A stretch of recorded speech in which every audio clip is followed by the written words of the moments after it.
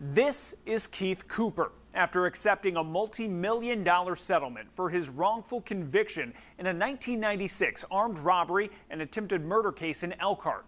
It's the largest wrongful conviction settlement in Indiana history, costing taxpayers $7.5 million. The cost for Cooper? More than 7 years in prison, away from his family, serving time for a crime he didn't commit. Now, Cooper's attorneys say he and others were targets of a rogue group of cops inside the Elkhart Police Department, dating back more than 30 years, known as the Wolverines. And Cooper's attorneys believe the actions of the Wolverines may soon make Elkhart, per capita, the exoneration capital of the U.S. I was just told stories about it. Issues as far as excessive force, brutality. Everybody deserves justice. They would lie, cheat, defraud. And systemic misconduct existed. Do we want to keep digging things up? I always questioned everything. I think I'm done.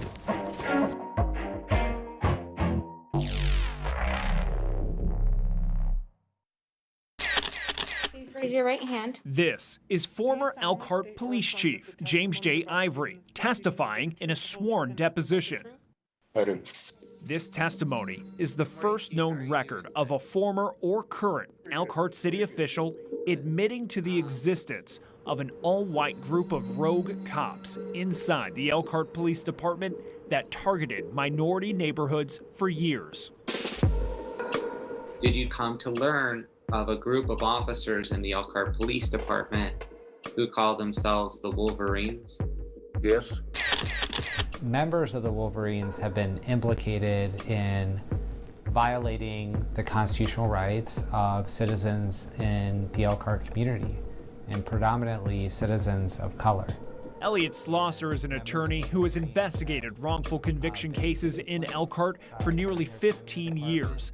He's part of the Notre Dame Exoneration Justice Clinic, which uncovered the existence of the Wolverines. Should people question what law enforcement have done in Elkhart over the past 3 decades? Of course. You can hear him in this deposition questioning the former police chief. The Elkhart Police Department by 1990 had a reputation for brutality against people of color. Is that fair? Yes. This deposition is part of recent legal action to overturn the murder conviction of Iris Seabolt, who was investigated by members of the Wolverines. Court filings in the Seabolt case describe the Wolverines as a white supremacist group targeting people of color in South Central Elkhart in the 90s. Some of the members used the N-word when they didn't know I was around. Of course, as soon as they saw me when I walked around the corner, the conversation ceased.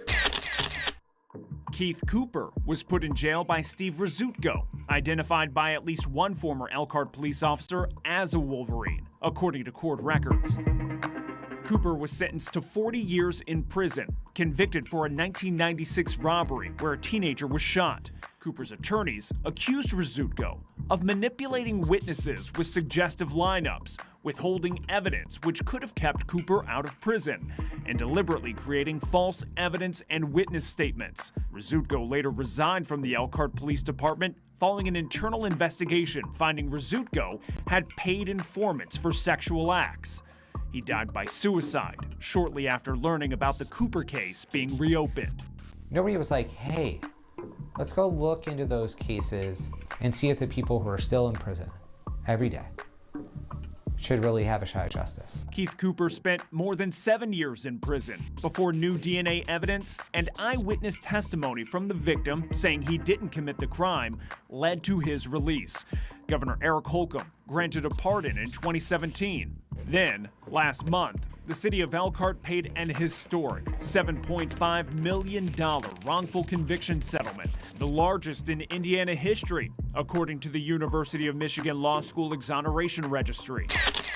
The second suspect in the case, Chris Parrish, saw his attempted murder and robbery conviction dismissed because of new DNA evidence and testimony, which led to a $4.9 million payout, after a jury had found Rizzuto deprived his constitutional right to a fair trial. At least 9 former Elkhart police officers have been implicated as Wolverines in recent court filings. The question shouldn't just be who was a part of it and what did they do. Another question should be who knew about it and why didn't they stop it. During his deposition, former Elkhart Police Chief J.J. Ivory identified 3 men he knew as Wolverines. Bruce Davidson, a Fraternal Order of Police president who went on to rob 24 banks through 11 states, landing him on the FBI's most wanted list. Steve Ambrose, an officer involved in the 1995 killing of Derek Connor, which led to citywide protests.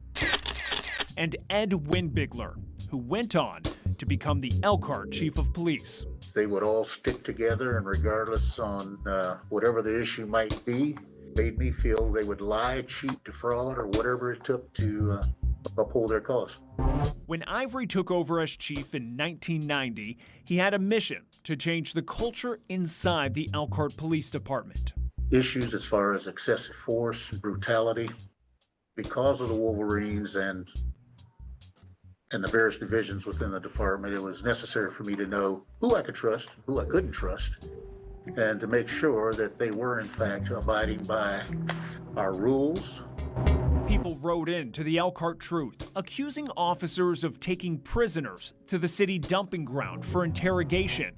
Fed up with the way Elkhart police treated the South Side, a 1992 arrest at the Washington Gardens public housing complex ended with as many as 200 neighbors throwing rocks and bottles at officers. It was a very volatile time, and emotions were running rather rapid and rather high.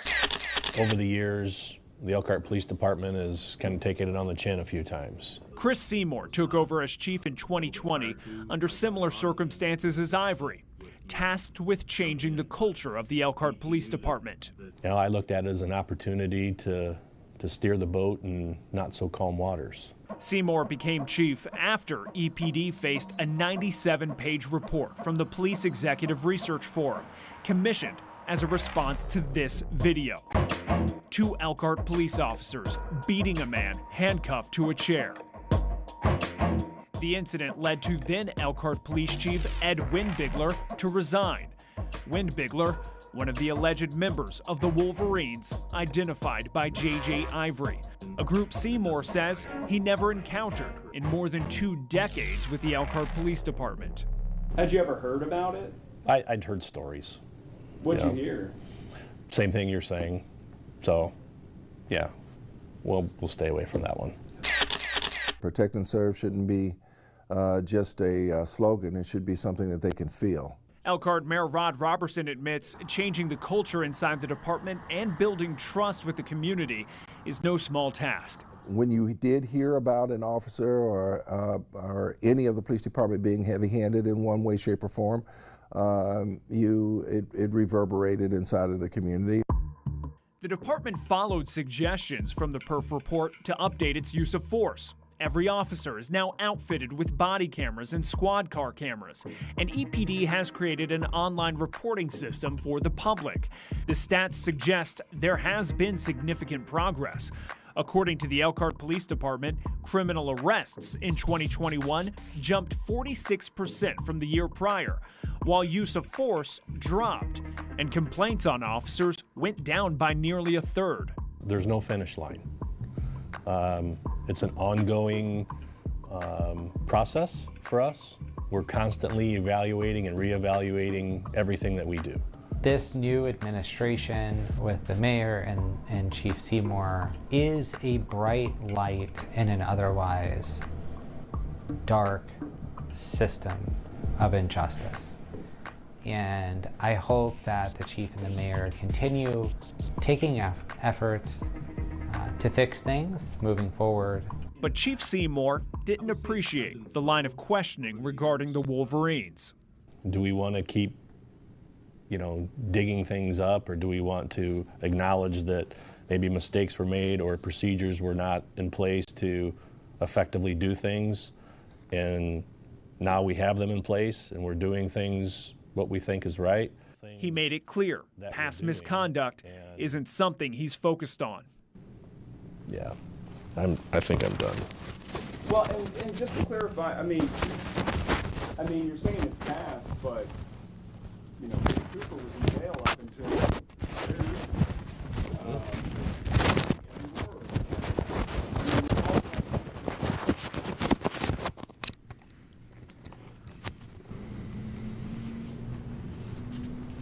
I don't want to live in the past, okay? I can't answer for what people did 30 plus years ago.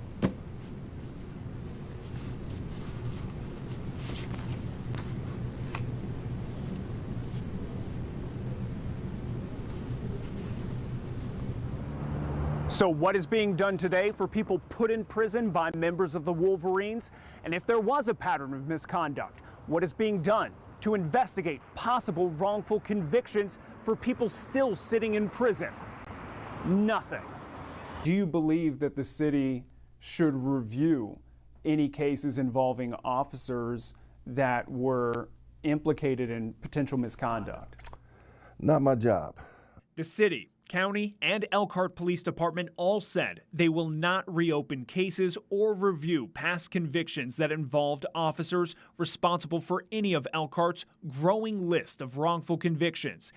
Elliot Slosar wants to see an independent prosecutor appointed to review potential cases of past misconduct, specifically involving members of the Wolverines. We're not counting on a system that has protected itself for 30 years to somehow say, oh, we're going to do things the right way and look backwards. Everybody deserves justice. That's what I would tell you. And nobody deserves to have their character assassinated because they made mistakes or whatever. They answer for their individual stuff, and that's nobody else's to answer for. I don't have a time machine. I can't go back and fix all this.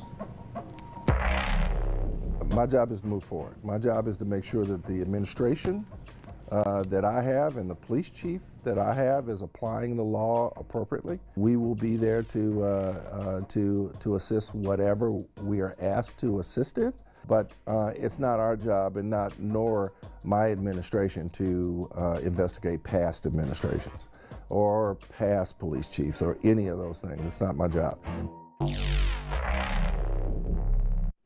There are 2 pending federal civil rights lawsuits from overturned convictions that could lead to more settlements. And there are 3 pending post-conviction cases that could lead to more exonerations. While the city and county both said they won't proactively review cases involving officers with a history of misconduct on the job, both said they would comply with any legal action that comes their way.